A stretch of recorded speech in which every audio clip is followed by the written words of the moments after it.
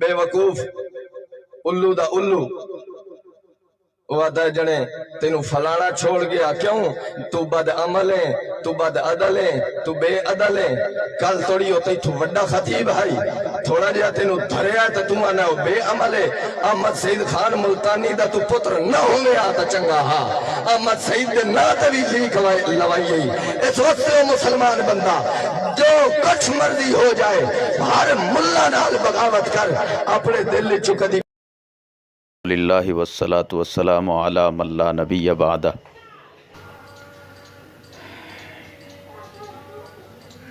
تمام دوستوں کو بڑے افسوس کے ساتھ یہ حاضری دینے کا موقع ملا ہے۔ دراصل کل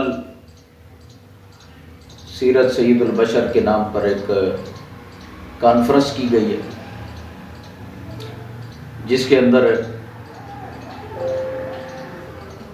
مولوی نما جاہلوں نے سٹیج رسول کا تماشا بنایا۔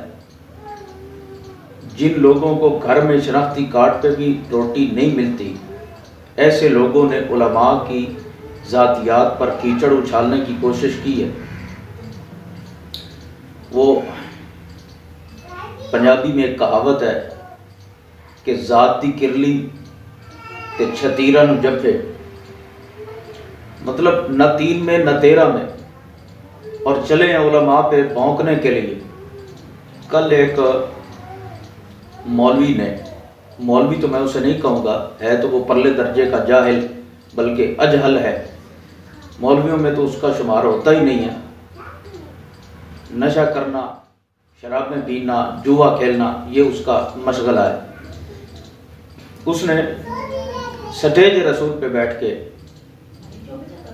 حضرت علامہ خان عصمت اللہ خان ملتانی حفظہ اللہ تعالی کو گالیاں بکی ہیں، بکواسات کی ہیں، اور ان کی ذات پہ کیچڑ اچھالتا رہا ہے۔ میرا آپ سے مخاطب ہونے کا مطلب صرف اتنا ہے کہ ہر بار کوئی خاموش ہو جائے یہ ضروری نہیں ہوتا۔ اپنے آپ کو ذرا تھام کے رکھیے، ورنہ قوت بازو ہم بھی رکھتے ہیں، زبان بھی رکھتے ہیں۔ اگر آپ کو اچھی زبان سمجھ نہیں آتی تو ہم دوسری زبان بھی استعمال کر سکتے ہیں۔ شرم کی بات ہے کہ جس عالم کو تم الو کا الو کہہ رہے ہو اس کا باپ تمہارا دادا ہے۔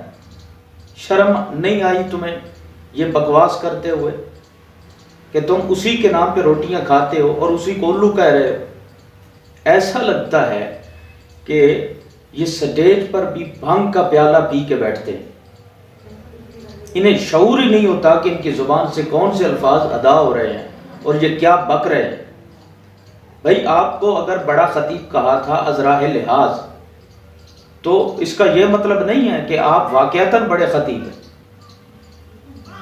وہ علامہ عصمت اللہ خان ملتانی حفظہ اللہ تعالی، انہوں نے سچ فرمایا بیان میں کہ تعریف اتنی کرنی چاہیے جتنی کسی کی شلوار میں سما سکے، اس کا پاجامہ پھٹے نہیں۔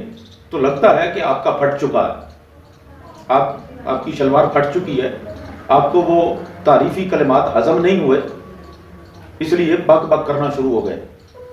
نشئی قسم کے جاہل اجہل ترین، ان کو تمیز نہیں ہے کہ سٹیج پر بیٹھ کے بکواس کیسے کرنی ہے اور بولنا کیسے ہے، مخاطب کیسے ہونا ہے، کیونکہ انہوں نے کبھی مسجد کا رخ تو کیا ہی نہیں سوائے پروگرام کے۔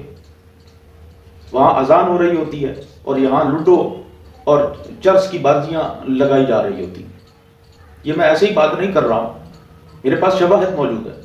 تم سب کو جھوٹا کہہ سکتے ہو لیکن اپنے ہمسائے کو نہیں، اور میں من انفسہم، میں تو تمہارے اندر سے ہوں، اس لیے باز آ جاؤ، ورنہ یہ کھیل تم نے شروع کیا ہے اور ہم ختم کریں گے تو انجام تمہارے لیے اچھا نہیں ہوگا۔